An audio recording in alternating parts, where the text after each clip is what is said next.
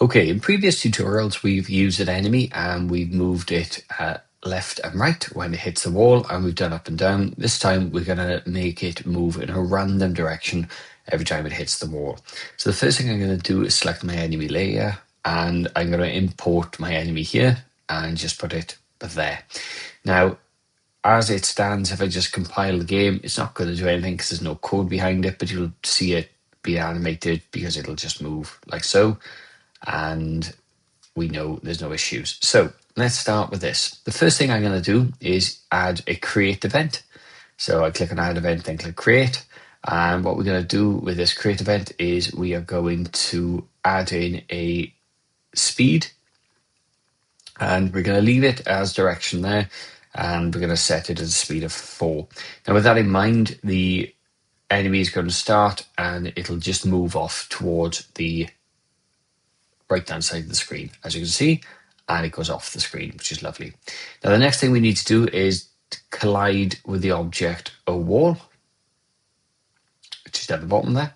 And what we need to do then is choose a random direction. Now, if we go down to movement, you'll notice there's a option here and it says set direction random. Now, we could just do up and down again if we wanted to, or left and right, or we could do every direction there, including the diagonals. So if we just play this now very quickly, what you're going to find is it'll start, and as soon as it hits the end there, it'll start to bounce and it'll move around, as you can see.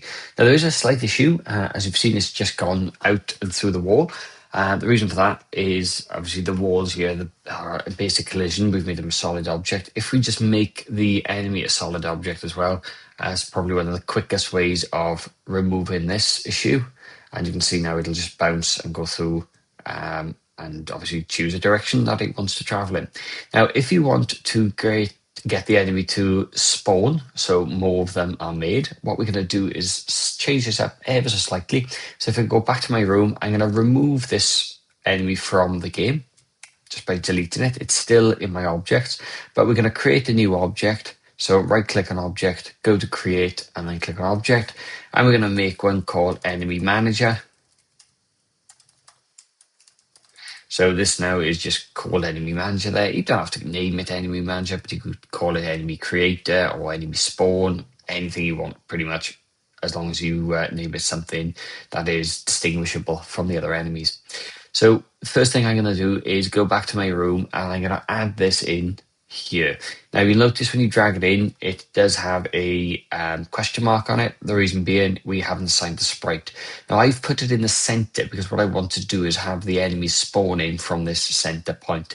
Let's say for argument's sake you had a cave or something like that on the left hand side. You could literally move this down to the bottom here, put a cave on top of it, and then have it look in ends if it's coming out of a cave. But for this example, I'm just going to leave it in the center here. So what we're going to do is on the enemy manager, we are going to use a series of events. So we're going to add in a create. And the first thing we're going to do is we're going to start an alarm. So I've just gone to my instances, clicking on this alarm and dragging it in. And we're starting an alarm 0, and we're going to start it after 60. Now this is actually 60 frames because GameMaker, this version of GameMaker at least works at 60 frames per second. So this means after 1 second, it's going to run this alarm. So let's now just run the alarm. So let's go add event alarm 0. And what we're going to do is we're going to use the light bulb and we're going to create an instance.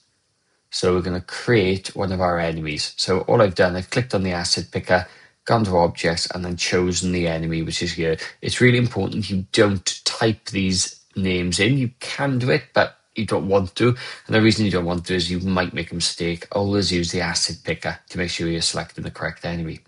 Now, I'm also going to make sure this is relative. Now, if I don't make this relative, what happens is it'll use the coordinates 0, 0, which in this example is the top left-hand corner, and it'll spawn the enemy from the top left-hand corner, which we don't want. We want it to be relative to this object here, which is enemy manager. Now, if we just play this very quickly, you remember I took the enemy out of the game prior. So we wait 1 second, and now obviously the enemy has just been created. As you can see, it's just bouncing around and doing its own little things. So what happens then if we want to make more enemies? Well, what we do is then we restart the alarm. So within alarm 0, I'm going to add another set alarm here.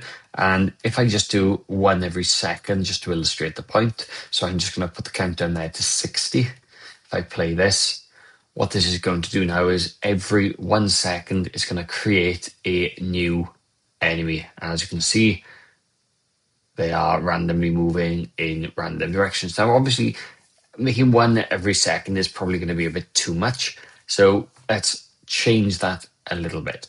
Now, what we can do is we can use a random number generator. Now, there is an option in the menu here on the right hand side to use the random number, but I do like to use the function random underscore range. I find it just a little bit quicker. So we're using random underscore range. And what I'm going to do is I'm going to say between 120, which is 2 seconds, and I'm just going to put 10,000 in. So it's going to make a choice between how long each alarm is going to be every time it's run. So we could have 1 then every sort of 2 seconds, or we could have 1 every couple of seconds. So as you've seen, 1's been created, and now we're just waiting now for the next alarm then to run again. Now, that is a very quick way of creating an automatic spawning enemy, and also creating an enemy which will randomly move around your maze or randomly move around the room.